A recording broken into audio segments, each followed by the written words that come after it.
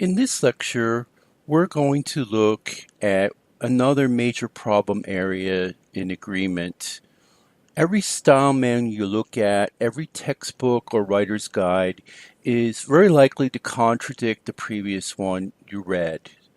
So the problem area is, when do we use an apostrophe S to form the plural of a word or an object?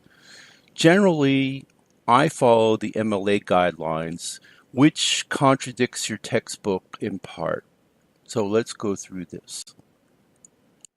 Everyone seems to agree that we should use an apostrophe S to indicate the plural of a lowercase letter used as a letter.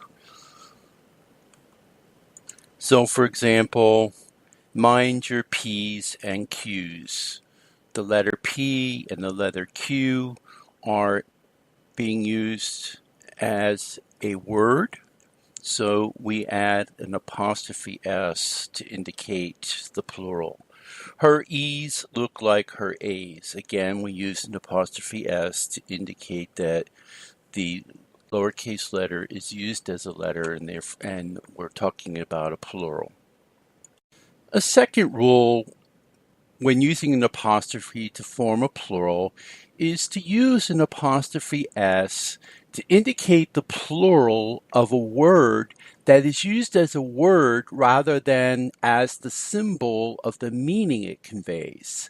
So, for example, she has 12 no's in the first paragraph. Don't confuse your ors with your nors. In these cases, we're not looking at the symbolic meaning of the letters N-O, O-R, or N-O-R, but we're looking at them as a word, as an object. So, for example, in the first sentence, we're counting the number of the words no in the first paragraph. So we're treating the word as an object rather than what it means. And notice, as was the case with the P's and Q's and E's and A's on the previous slide, we always italicize the letter or word that we are making plural. The letter should be italicized, or the word should be italicized, but not the apostrophe S. So again, look carefully at the examples above, and you'll see N-O-O-R and N-O-R are italicized to indicate that we are treating them as words, not as a symbol. All right, let's look now at the area where there's the most disagreement. MLA and APA style guides recommend against using the apostrophe S to make plurals of figures, dates, symbols, uppercase letters, and abbreviations. They both recommend that you just simply add an S. Some style manuals, however, encourage the use of an apostrophe S for figures, dates, symbols, uppercase letters, and abbreviations. And then other manuals, yet again, suggest a third option, which is that the apostrophe be eliminated, but that there's a space between the figure, date, symbol, uppercase letter, or abbreviation followed by a lowercase s. All right, let's look at some examples of these problem areas. You'll often see in print the following. For figures, sevens written as 7 apostrophe S, written as 7S, and written as 7 blank S. For dates, you'll see things such as 1990s written as with just an S or with an apostrophe S. To be honest, I've never seen the dates written with the date a blank and an S, but I suppose they exist out there somewhere if the style guide tells them that's what they're supposed to do. The symbols, again, ands, apostrophe S, with just an S or with a blank between the symbol and the S. Capital letter P, capitals P's, with apostrophe S, without apostrophe, and with a blank. Abbreviations, same thing. PhDs with an apostrophe S, with just an S, and with a blank between the abbreviation and the S. Now let's look at other abbreviations. I think, for example, we have CDs with an apostrophe S or with just an S or with a blank, or CEOs with an apostrophe S with just an S or with a blank.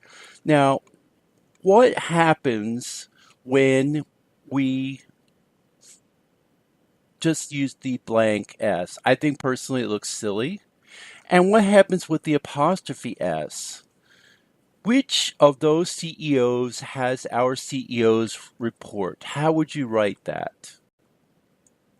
So let's look at that sentence in writing.